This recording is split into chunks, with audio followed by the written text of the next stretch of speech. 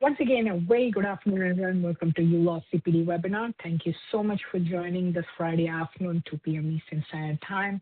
Some of you have joined using phone audio. Some of you are still using your computer audio. I hope everyone is able to hear me well. Please use the chat window at any time to let me know in case you have any trouble hearing me, or if you need me to pause, repeat something, go slow. I'll be more than happy to take a look at the chat as we progress into this webinar. Topic for today's session is trust and general reconciliation demystified. This is entitled for 1 hour of professionalism CPD credits, and this is a topic that is most valued amongst various law societies across Canada, including Alberta, Ontario, British Columbia, New Brunswick, because reconciliation is one of the most important processes that leads to keeping yourself compliant with law society or respective law society that you've registered with or you're a member of. And keeping in mind that what goes behind this reconciliation process and what needs to be done to get to the end stage or end step, including clients onboarding, servicing them, communicating with them, while every stage and phase of interacting with your client and servicing them is as important as the reconciliation processes too. But what leads to having your books reconciled, what leads to getting your books reconciled takes a whole bunch of activities that takes place over the period of time while you're servicing them. You have trust account involved, you have general account involved, you have the receipts that comes in or the disbursements that goes out or the payments that comes into your general account, or there's various stages where there are transactions being done, and each of this may be retainer collection or may be legal fee invoicing or may be disbursements or trust transfers or client payments. Everything needs to be recorded due diligently for you to be able to do a successful reconciliation. That is why you see over here, the topic actually says trust and general reconciliation demystified. Should it take 10 minutes or 3 hours? So in order for it to take 10 minutes, what needs to be done? Or let's say it depends on the volume of transaction. It could be as low as 10 minutes. It could be as high as 3 hours, 4 hours for a month. But what goes behind it to keep it to as minimum as possible is really important over here.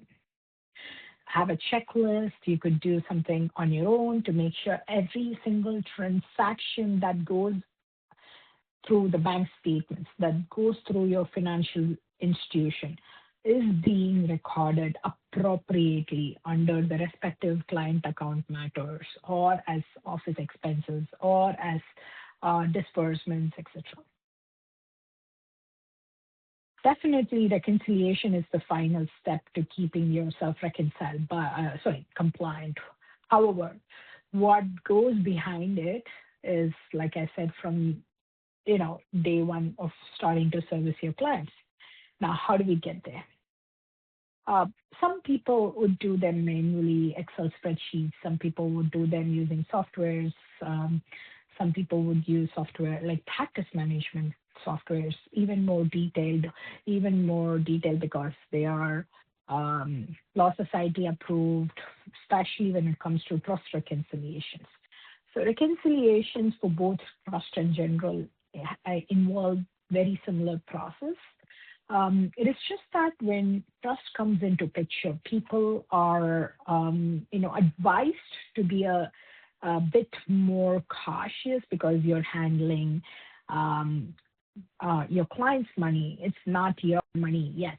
even though you've received retainer towards your legal fee, but it's only a retainer until you finish the work or complete the work. So it is a liability to your firm as well as to you.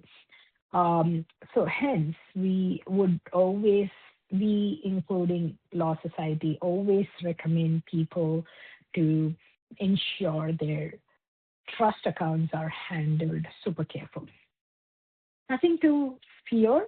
It's just a caution. It's just to ensure that you're, ensuring that you're doing the right thing to keep your data entry active and as close as possible with your financial institutions. So, sometimes I've seen people going through reconciliations on a weekly basis. They do a preview on every week before closing their office. So um, keeps you very up up to date with the numbers and keeps you on top of your books. So it is much easier for you to do your month-end reconciliations if you're on the top of your weekly reconciliation. That being said, we also have the privilege to be audit ready given any standpoint, given any point in time of the day or of the week or the month. You would be audit ready. You would know that my books are up to date. I have entered all my clients' information. I have all the receipts, payments entered. I have um, all my office expenses entered, all my drawings and bank transfers and capital and every single item that I've transacted through my business accounts. Everything has been brought into the books. They have been reconciled. They are parked. They are safe. The reports are printed. Now that's exactly what we want to see as part of the reconciliation process, which eventually leads to a step called as audit ready. You would be audit ready given any point of day, like I mentioned already.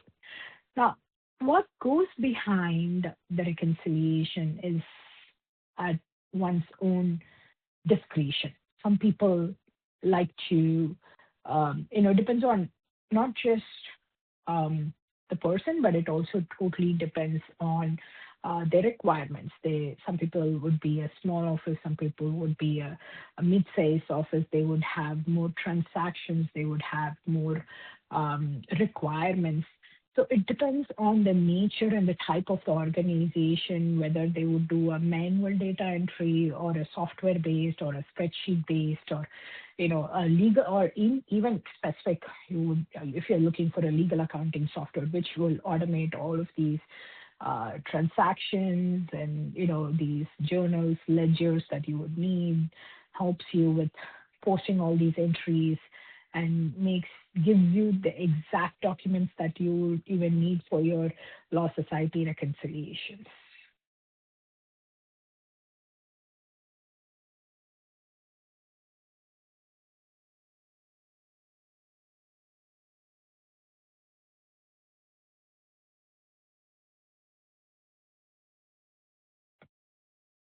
Yeah. As you all can see, there are several different accounting systems in place. Choosing what works for your practice and keeping in mind your budget, other constraints, you would be naturally deciding what works the best for you. Let's assume that considering it is not just the cost, but it is also the quality of work and what you see as the output, which is in form of the statements and the ledgers, the journals, the reports that you're mainly looking for, either to submit to law society or to your auditors or to your accountants, whatsoever it is. A legal accounting software plays a huge role in designing all of these for you, and the output's great. Hence, obviously, the cost factor is going to be prevalent too. But end of the day, what really matters is if you are able to bring down the overall cost, which is also your time, right? Because your time spent would be much lesser when it's manually done. It's in comparison to being manually done. When it's manually done, it's going to be much more.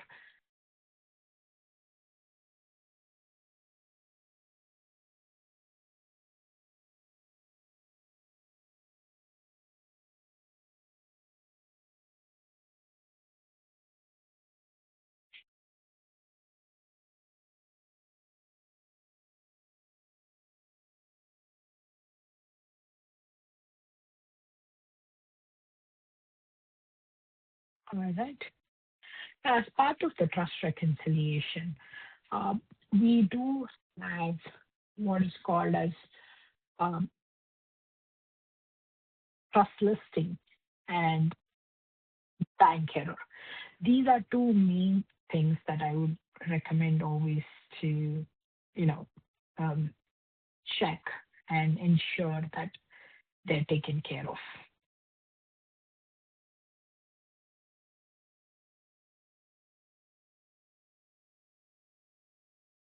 As part of the accounting procedure, your records are collected, the transactions are entered, matches completely with the bank statements. However, sometimes you end up making a mistake or your bank makes a mistake and you would call it as a bank error. It will be fixed eventually in the upcoming days, but maybe you're still uh, thinking as to how do you get this sorted while you would reach out to your bank and understand what was the issue, whether they have charged you a bank fee in the trust account or whether you excess transferred any funds from trust account or it's negative bank errors are okay when you have transferred less in a specific month and you've recorded accordingly. You can always fix it later. However, in terms of you know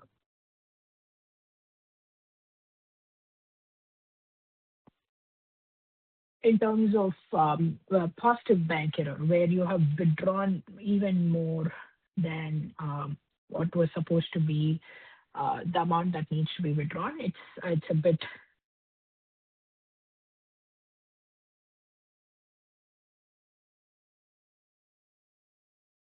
it's a bit off because you will have to understand what went behind the specific bank error. You would have to see whether you had excess transferred or the bank made the mistake or you need to fix it. If it's fixed within the same month, there's no question of bank error in the picture. However, if it's fixed in the following month, you will have to show it as a bank error in that specific month's reconciliation. So always start from the top when it comes to reconciliation. What are some things that you need to keep in mind? So obviously, considering that you will have to, balance the bank statement as per the bank account, it is recommended that you add in your balances from that particular date. Let's say you're doing it for the month of June in July. Trust reconciliation is to be done before 25th of each month for the end of previous month. So let's assume that we are in the month of July. I mean, as you all know, we are in the month of July before 25th, which is before tomorrow. You should have reconciled your trust account for 30th of June. That being said, you would start with obviously entering all the transactions that you see in your bank statement, client-wise, matter-wise. Everything is being entered from the respective client matter accounts. And once that's done, you would go into the reconciliation accounting reconciliation screen and you would start clearing the transactions. Before you clear the transactions, you would open the reconciliation screen and you would have your balance as per the bank statement for the day. So we are looking for 30th of June 2026. So you would first set the day. Then you would enter the balance that you see on the bank statement for that day. Then you would start clearing the transactions that shows up in your bank statement. Anything that is not cleared is known as outstanding checks or outstanding withdrawals. Sometimes there are outstanding deposits where you didn't have time to go to the bank or you've forgotten to deposit some check or, then you would call it as outstanding deposits. So total balance as per bank statement plus all the outstanding deposits that you have with you, reduce all the bank error and all the outstanding checks needs to be reduced, because any day you would have that to be deducted too. It's not part of yours. And then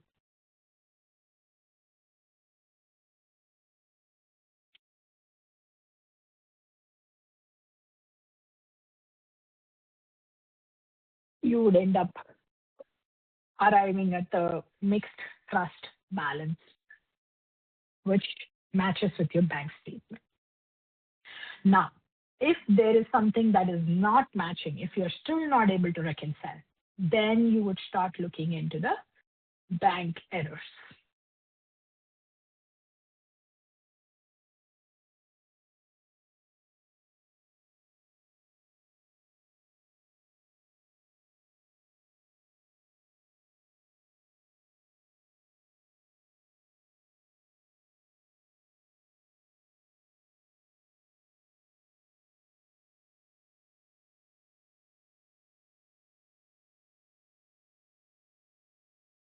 Right. Any questions so far regarding trust reconciliation? Please let me know on the chat window if you need me to repeat anything.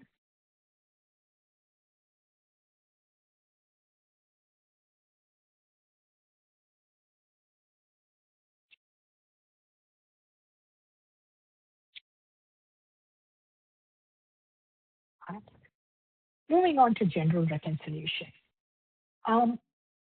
Now, unlike trust, general does not have a specific date that needs to be reconciled. Even though general, you don't have an obligation to reconcile general month on month, it is still part of your compliance statements. It's still part of those compliance reports. And you are required to do the general reconciliations every now and then, if not at least every month, if not before the deadline date. I would highly recommend doing both parallelly, so that if you have made any mistakes, you could fix it at that point where you have both your trust and general parallelly done. You have them in front of you, and you know what transactions had happened in trust as well as in general. And if there's anything off, this is the very big chance where you could find and fix it right there. Let's assume that you're someone who's on top of your trust reconciliations, but your general is never reconciled. Well, sometimes if you come across any bank error, or if you are being audited, and there are chances where you will be asked for general journals, general ledgers, general reconciliation statements, fee books. These are more meaningful when you reconcile your books, so that you're at part. Especially, one other reason that I would always recommend people to do their general reconciliation is for their HST, GST, PST filing, or their taxes return, and for other things. So because when you're reconciling your general account, there's very tiny chances that your taxes calculation could be wrong. So for this very basic reason, even though not part of mandatory compliance, but otherwise, we would highly recommend you to do this.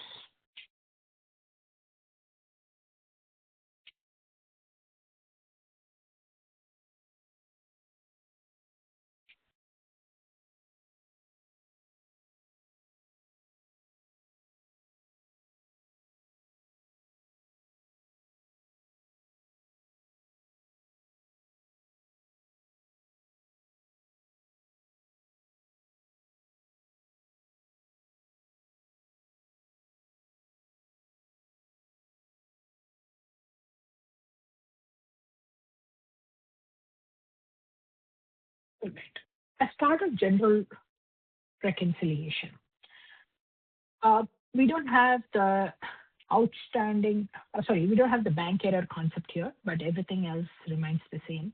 So you would pick a date for which you're doing the reconciliation, match the balance as per the bank statement for the same date, and then you would start clearing the transactions.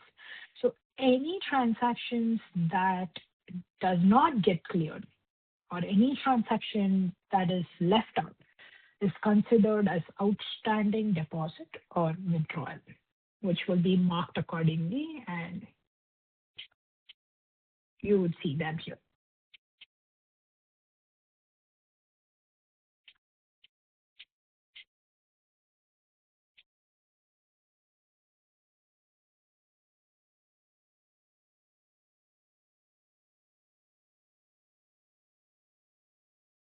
So as part of your reconciliation, um, I would one thing that I would highly recommend is also to parallelly do your credit card. Some of you might have business credit card, some of you might not have business credit card, but having a business credit card is super simple and easy to record all your expenses and claim your taxes accordingly. Because the more expense that you are making from your general or business credit card, the more it is easy for you to claim your input tax credit. And the reconciliation process is very similar to that of the general account for the credit card as well. So first thing you should know is for which date you're doing the reconciliation. Second is the balance. Third is to run through all the transactions in your books as well as your bank statement.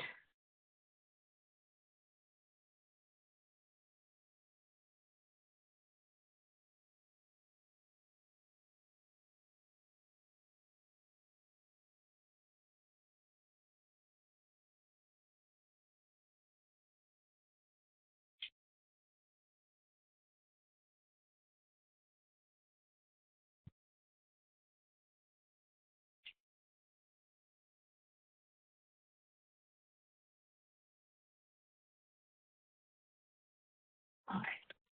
And then you will be able to arrive at the reconciliation button once the step 3 is done.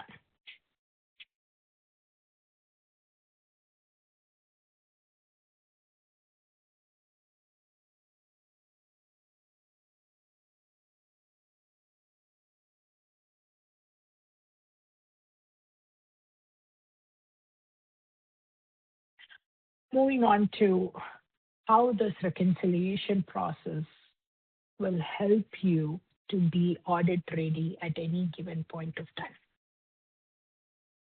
Reconciliation is basically designed to catch 2 issues.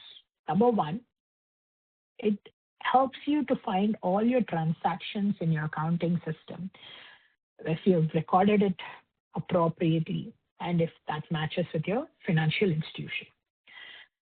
Number two, obviously, in this process, you will find if you're able to catch all the bank transactions that are made in the financial institutions, have those been entered into the books or not. Any missing transactions, you would be able to go back into your books and record them appropriately. Well, if you're doing this month on month, sometimes even weekly, like I said, some people do the week preview weekly, then there is no question of bank error, very, very less chances. However, someone who doesn't do much, you would find you'd find it very hard to complete the reconciliations. And that's when it takes you longer time, as well as the errors and everything comes into picture.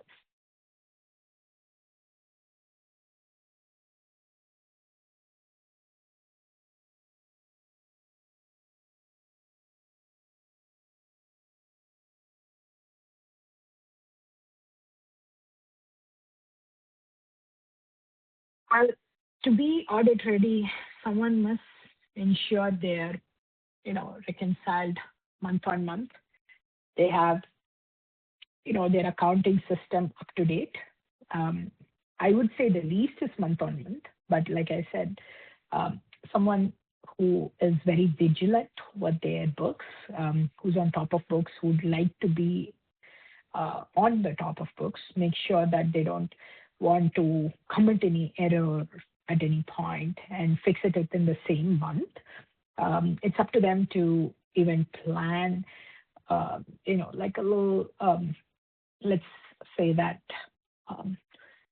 like a preview every week and ensure that the bank errors are fixed.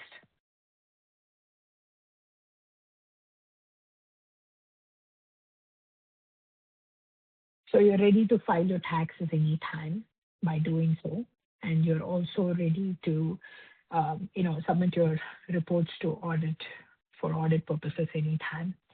Your books are up to date, you're reconciled. There's no question of knowing the financial health of your firm, or rather, not knowing the financial health of your firm.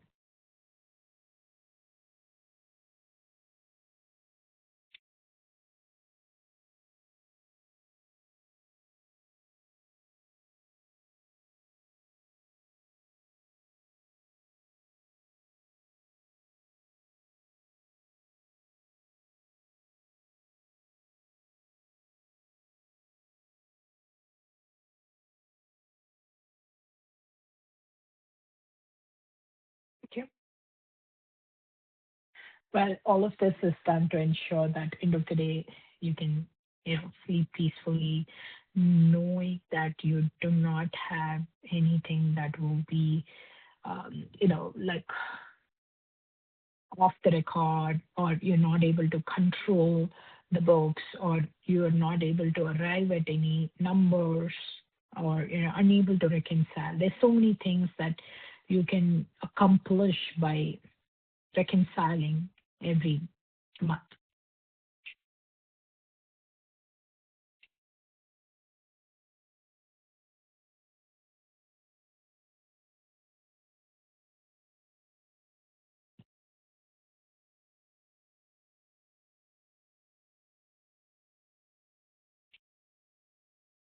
As part of being audit ready, um, I would always just not having your reconciliation documents is complete, but also, having all your law society compliance documents printed and printed complete, not incomplete. That being said, some of these documents can be generated incomplete, for example, without a reference number or without the method of payment. And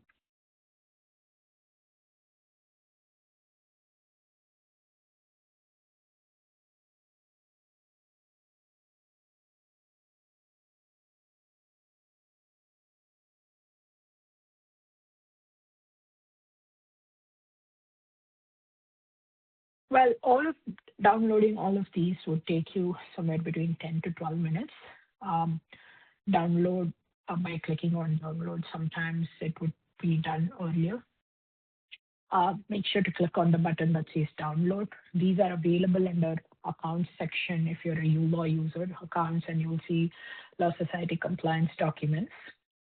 You can have these completed for both trust and general. So you do see there are 2 ledgers, 4 journals, and other documents that includes reconciliation fee books and Form 9As and intermatter trust transfers.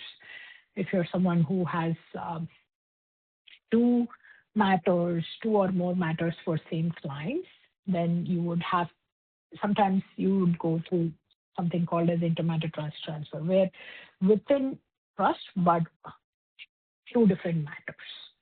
We are doing this intermatter trust transfer, and this report is specifically done if you have such claims matters.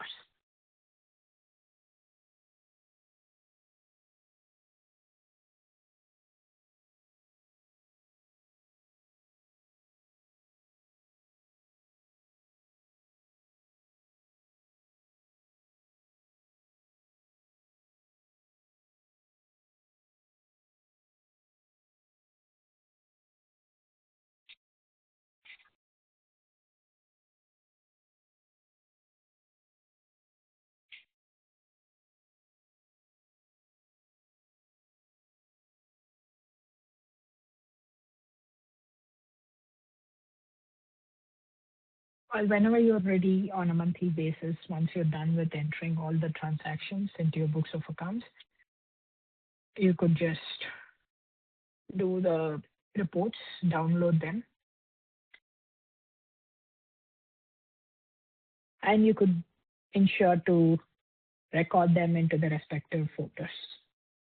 So you're audit ready at any given point of time, and you don't have to go looking for the documents or update the transactions and complete the reconciliations after you get the notice. So that's exactly why we say it's important to get your trust in general reconciled from time to time.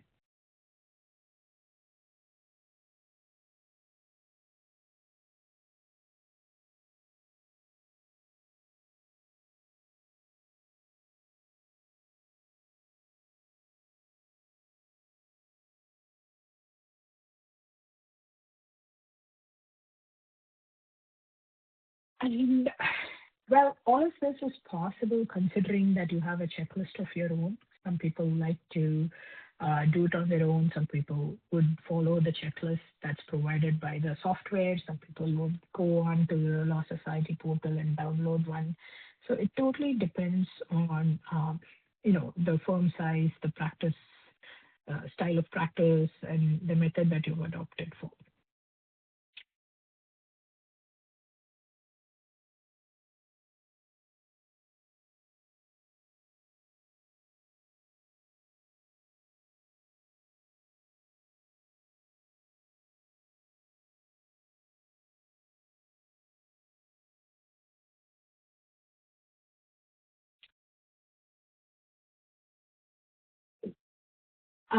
As I already mentioned, it depends.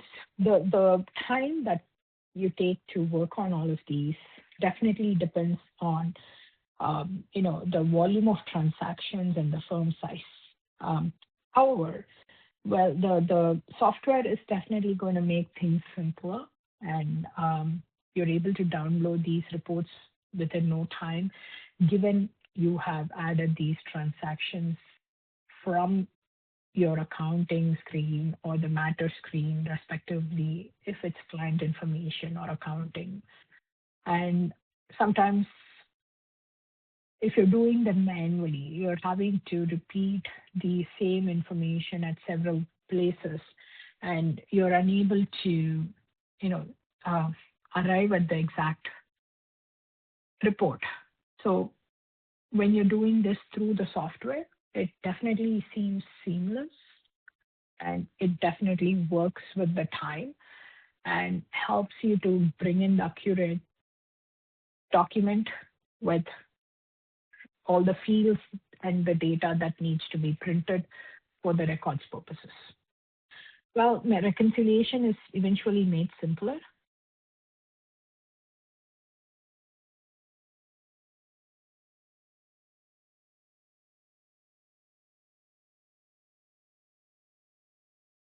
And recording this data when the event happens, as and when it happens, is definitely important. Um, Sometimes people would say, I would do the transactions after I would give my client the invoice. They would have a software. They would still end up doing it on their Word or Excel, give the client for the time being, and then come back and do it on the software.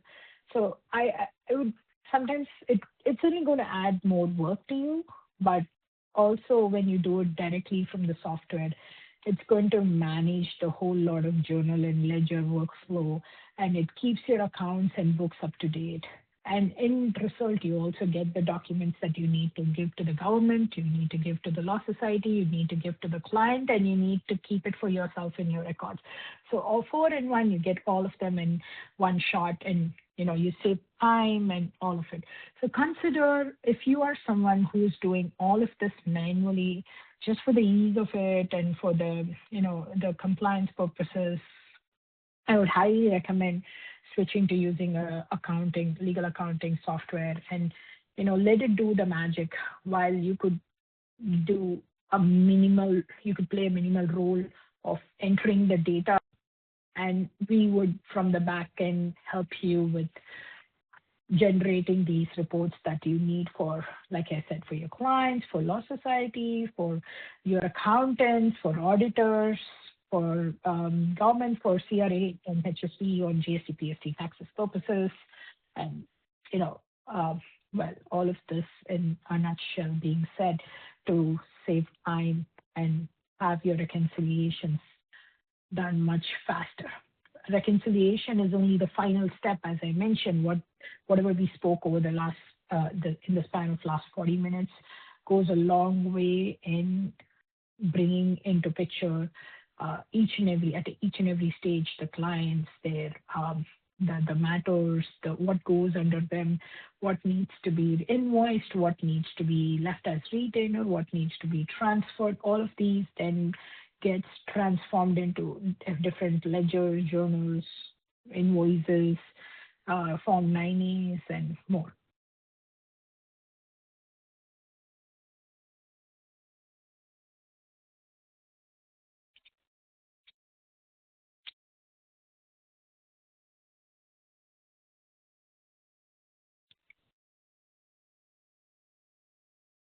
Any questions? I'd like to pause a moment before I walk you through how it's done in uLaw. I'd like to pause here for a minute to see if there are any questions. And the next 15 minutes, I'll walk you through how all of these that we discuss is done from uLawPractice. Thank you.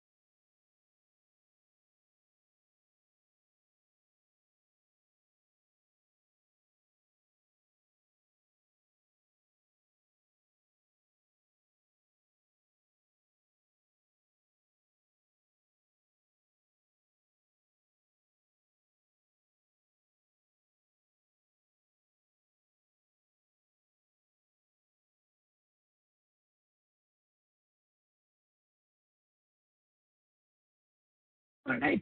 That seems like no questions. I hope everyone is hearing me, unless everyone, some of them have not turned on their audio. That's a bit not sure. Maybe they have logged in through their phone. Anyway, moving on to how to reconcile using uLaw program.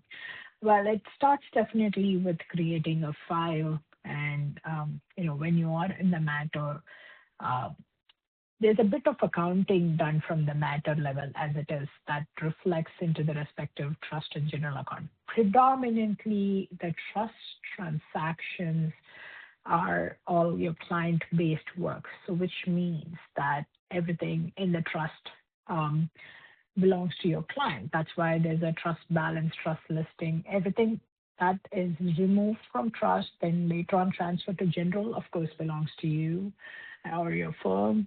But in this case, where we always start with entering dockets, then your retainers are entered here, your disbursements are entered here. Eventually, you will invoice the client. Once the client has been invoiced, the transfer takes place from trust to the general for the work that was done. Again, involving withdrawal from trust and deposit into general. So once that's taken care, you would move on to deposit in the general account. And eventually, all of these are recorded into the respective journals and ledgers that shows up into your books of accounts.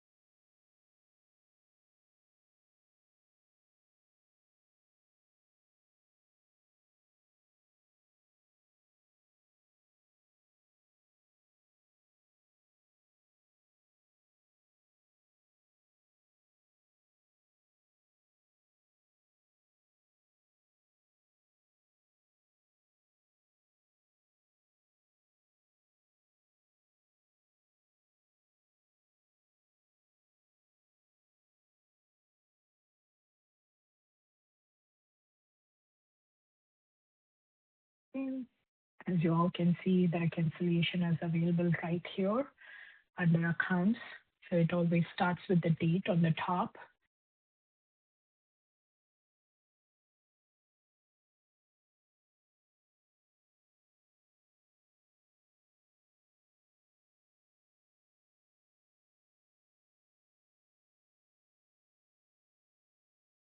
And enter the balance as per the bank statement, clear the transactions, and reconcile.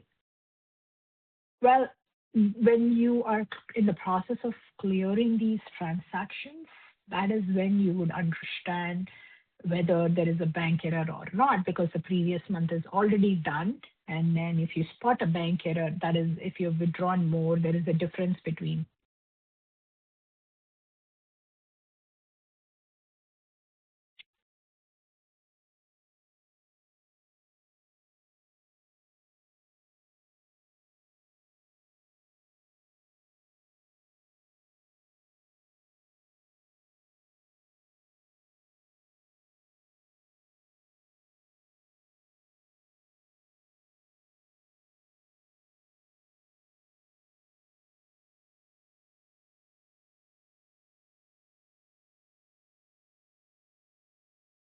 Similarly, once the bank error is noted, and then you have fixed it by moving the funds back into the trust account, the following month, kindly ensure to remove the bank error of that field and don't continue to show it as a bank error. So once bank error is fixed, you don't have to show them in that respective field, and then you would continue to reconcile as always.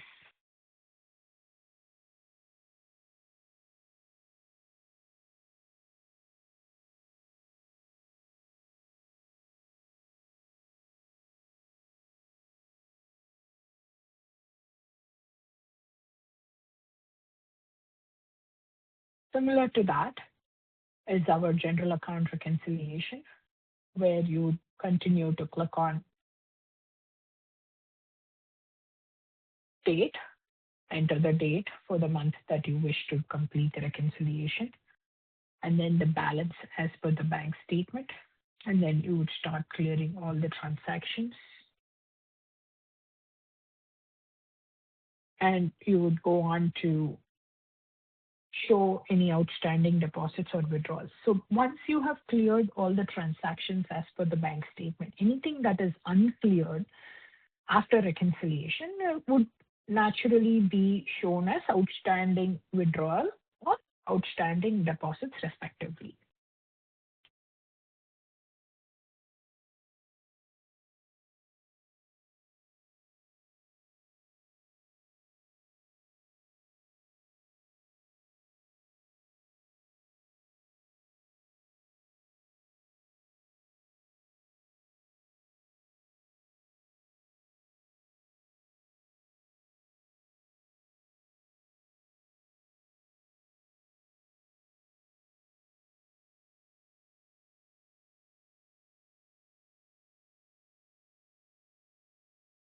And once the balance is entered, the statement will show you the transactions, which would automatically help you to enter the transactions as per the balance, as per the bank statement, clear them, and then the reconciliation button will pop up.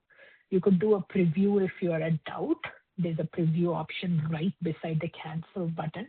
Once you click on it, you do only a preview, which is like a draft reconciliation, not the final reconciliation. If you are at doubt at any for any of it, or let's assume that there's some mistake that you've spotted, you want to go back into the matter, fix it, come back. You don't have to go through the entire reconciliation process again. So you would preview until where you've completed it, so that when you come back, you would start from where you literally stopped, and then you would continue from there. This would save you time. At the same time, you don't have to repeat the same reconciliation process all over again.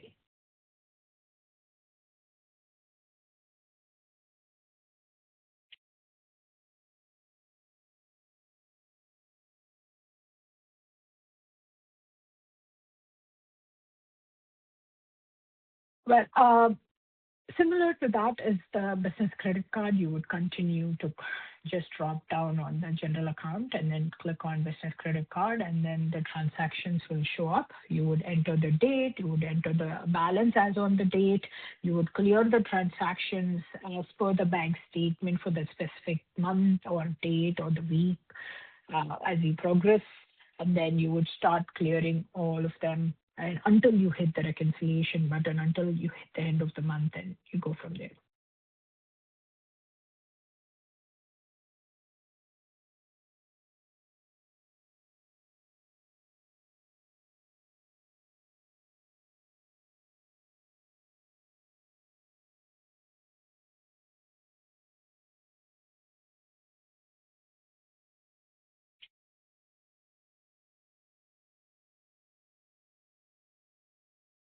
All right. That brings us to end of the session. And for anyone who has any questions regarding reconciliations, please post it on the chat window. In the meantime, I'm going to continue showing rest of our compliance documents, even though the topic talks about trust in general being demystified. I'd like to show you importance of the other 6 documents that forms part of the reconciliation process, the 2 ledgers and the 4 journals, and how it is going to help you to make your reconciliations faster. That being said, let's assume that we're downloading this client's trust ledger for the month of July. Let's assume once the July is done, in the month of August, you're trying to do your reconciliations. And when you're doing your reconciliation, you're going over transactions like these that will help you to. Sorry, just give me a second to show you this looks. Yes. My bad. Just give me 1 second, please.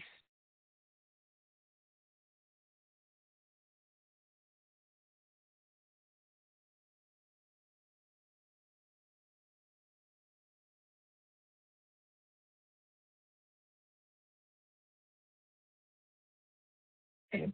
I had a quick issue with my Adobe. Let me check if it's, yes, I think it's visible now. So just give me 1 minute so I can pull it up. All right.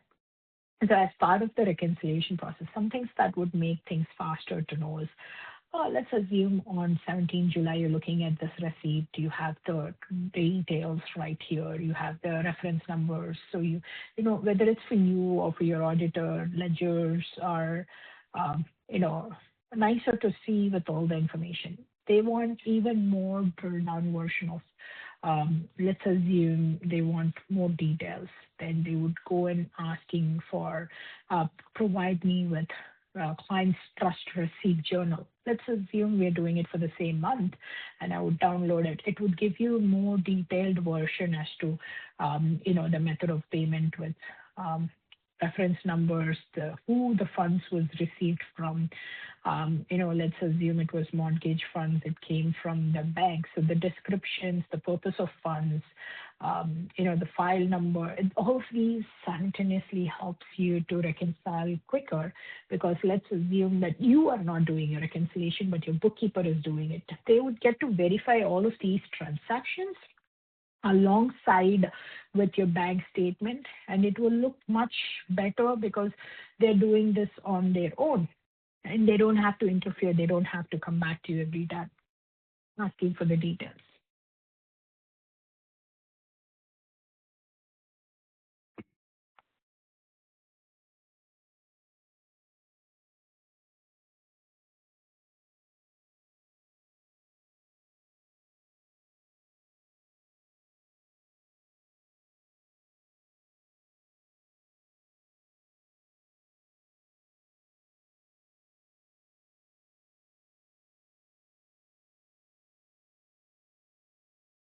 And similar to that is the client's general account ledger and the journals as well.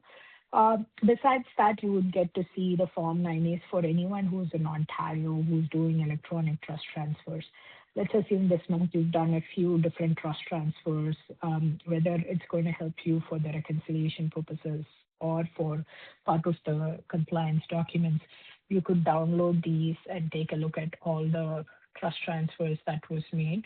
Especially your accountants and bookkeepers would have access to all these information without bothering you. They could complete the reconciliation and also ensure to download all the documents that would allow you to stay compliant with the Law Society.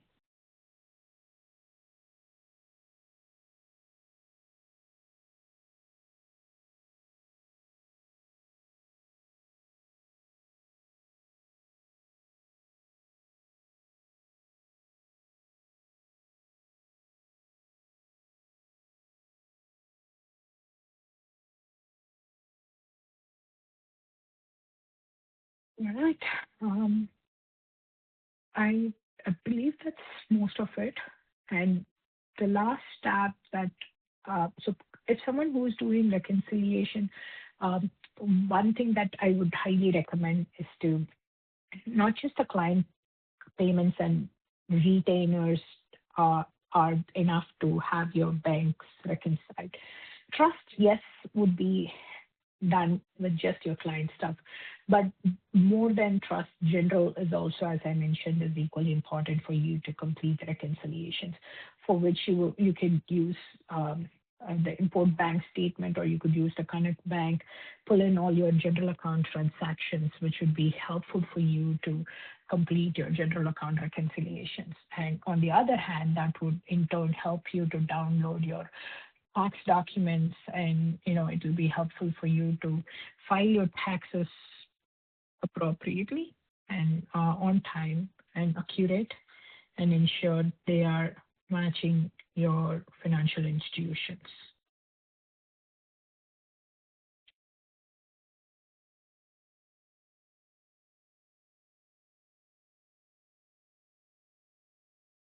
Right. If you do it for the previous quarter, it would give you much more.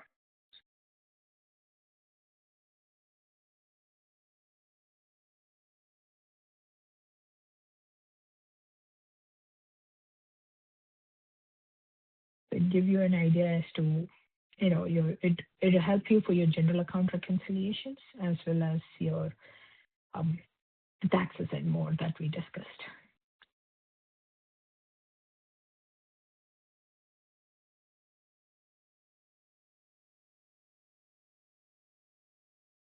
Big. So it gives you all the transactions with the matter numbers, if it's for disbursements, if it is for, your office expenses, it would give you all the details. Let's say printing paper, office expenses. It didn't connect you to a matter. If you see a matter title, it would connect you to the disbursement expense accordingly.